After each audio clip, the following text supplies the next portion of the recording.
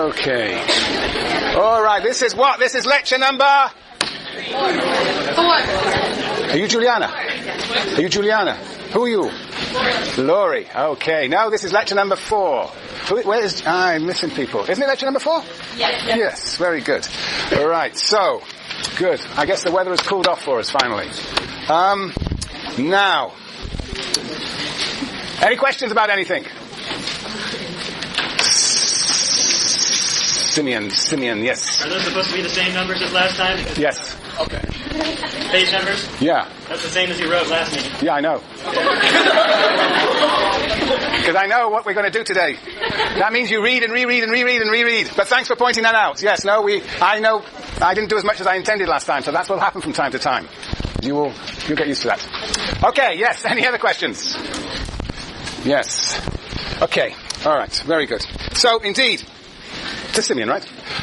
We will be, you've already had a good time, I know, reading Marx and Engels on the beach. Now, I'm going to read him in your rooms. And so, these are wonderful passages, as you probably know from having read them. They're very wonderful summaries of the ideas of Marx and Engels. And so we will go through a number of them. The first one is the address to International Workingmen's Association. It's a very wonderful speech about Marx confronting Smith.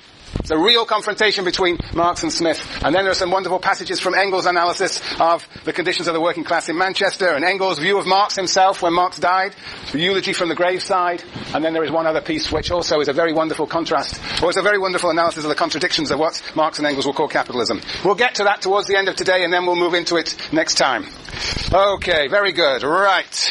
And what you should do when you read these passages, you should think about Smith's notion of the division of labour, which will be very clear by the end of today, and his theory of the division of labour. And then also you should be aware of Smith's theory of history, and that will also be clear today. And then you should compare both the division of labour in Smith and his view of history with that of Marx and Engels. And when I say ME, that means Marx and Engels. Sometimes I will drop the Engels, but that's a big mistake because Engels was a crucial player, crucial partner, collaborator in the writings of these two gentlemen.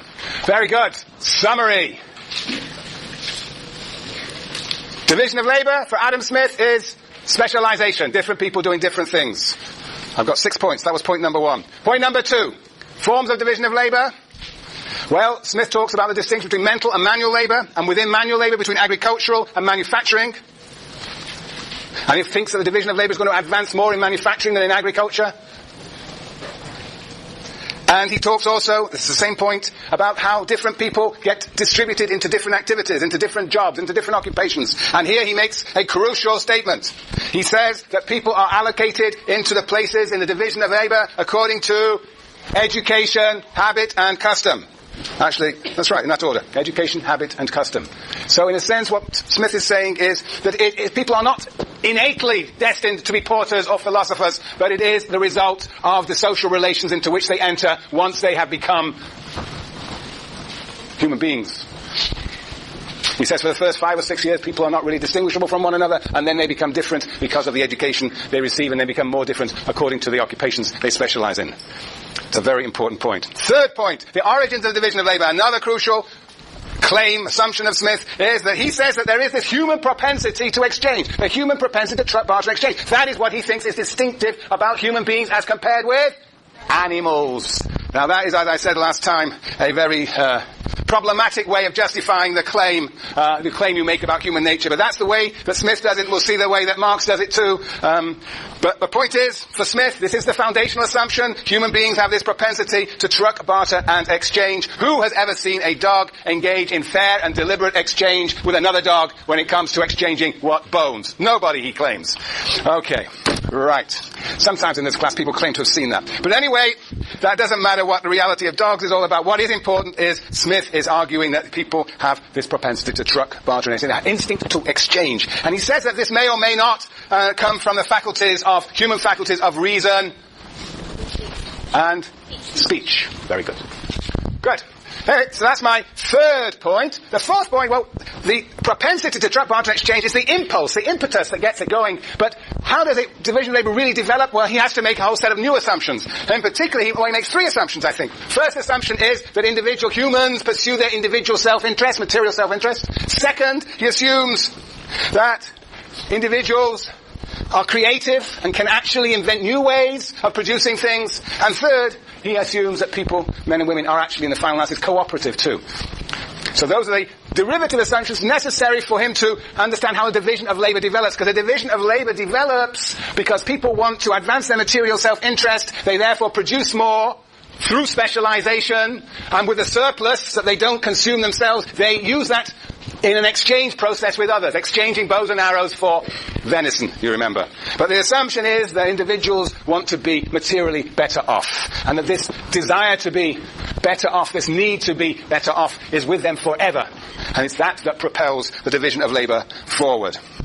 Well, what are the conditions? Those are the propelling factors, the propensity on the one hand, and the pursuit of self-interest. What's the condition of development of division of labor? What are the necessary conditions? Well, there has to be a demand for the surplus being produced by the individual. There has to be a demand for bows and arrows, or demand for venison, and there has to be a supply. There has to be, in a sense, a market. And the greater the extent of the market, the more it is possible for that propensity to exchange to be realized. The more exchange there will actually be, and thus the more advanced the division of labor will become.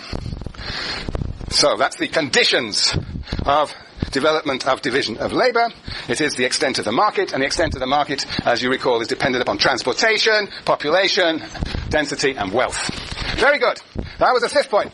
The sixth, we started talking about the consequences. We've talked about the origins, the development, the conditions of development, and now we talk about the consequences of the division of labor for individuals. Now, we've really already talked about it implicitly in talking about the development, but now we're going to focus on this. And what does Smith say? Smith says that as people the consequences of the division of labor for the individual the consequences of specialization are threefold. One, people become more dexterous.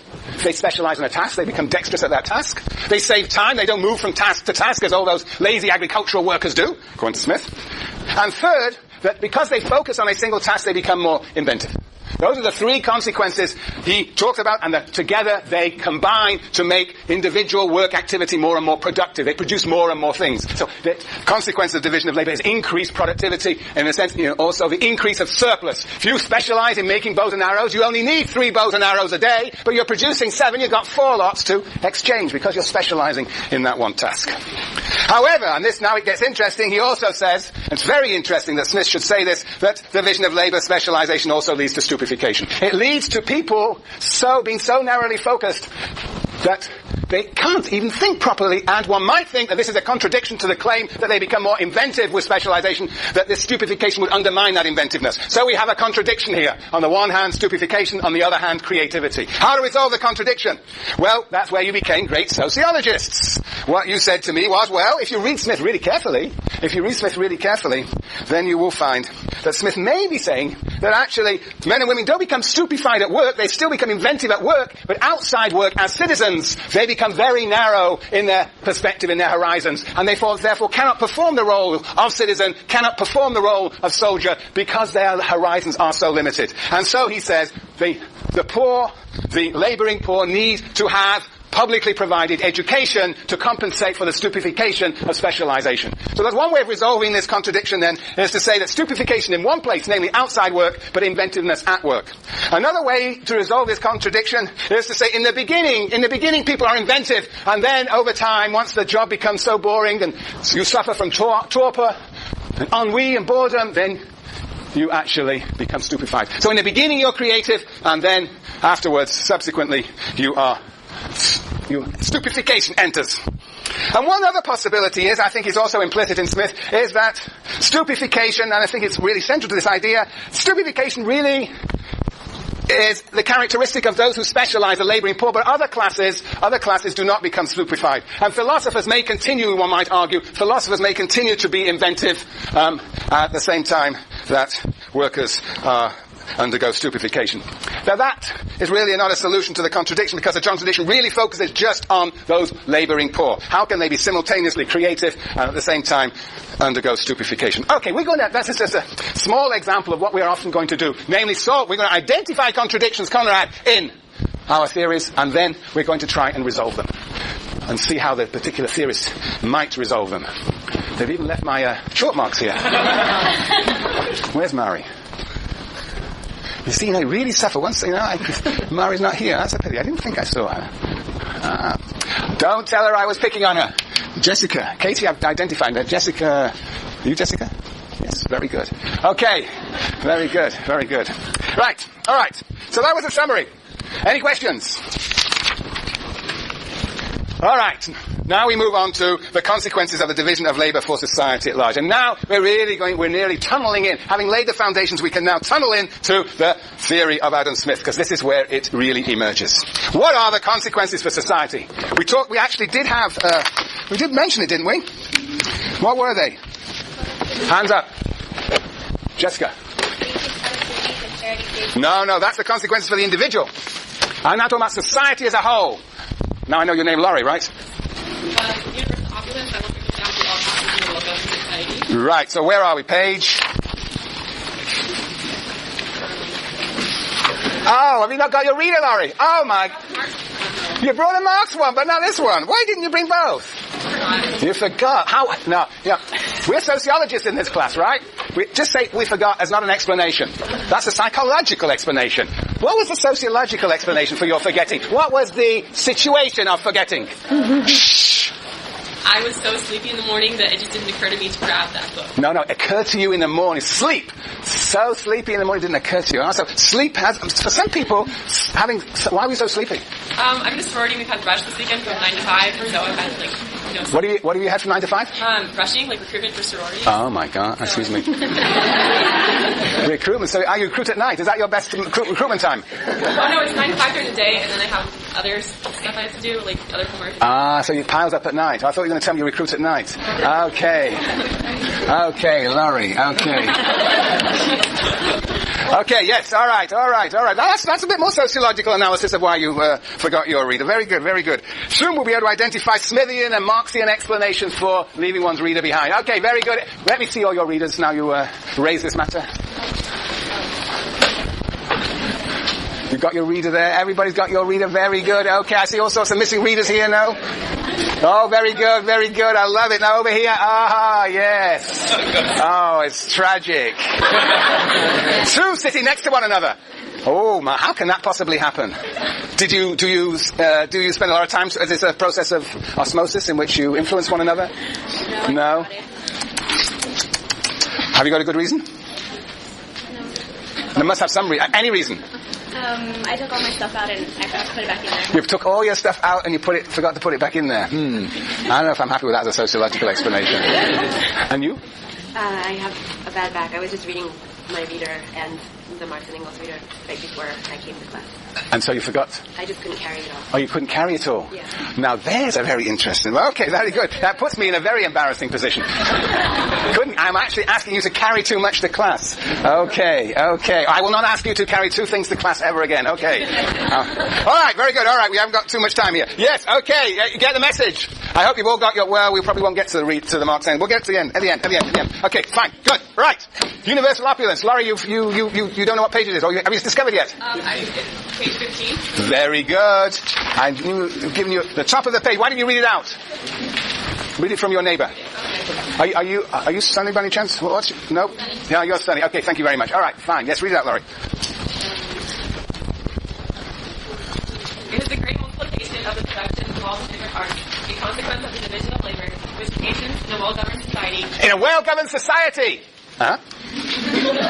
That universal opulence. Yeah, go on. Which extends itself to the lowest ranks. Which extends itself to the lowest ranks of the people. Well-governed society, universal opulence, extends itself to the lowest ranks of the people. What do they call that? So trickle down? Yeah. Trickle treat, trickle down. Yes, Matthew? I was going to say, that sentence seems almost like a platitude, like you're saying in a well-governed society everyone should be happy. I mean, that's, I don't know. An understatement. No, you don't mean that. Oh, that's better. An empty statement. Yeah. Now, what would make it a non-empty statement? Either if you were to define well-governed or if he what? Took it out. Brilliant. Yes, absolutely. See, what is interesting is that he doesn't tell us what a well-governed society is, and so in a sense, empty statement is almost tautologist. He can easily look at the world and see, well, if wealth doesn't trickle down, then it's not a well-governed society. So it's what is it? We call it a non-falsifiable statement. You can't falsify the statement. And of course, in that sense, it's not scientific. What we really need to know is what a well-governed society is. Yeah. I mean, there are indications, perhaps, what a well-governed society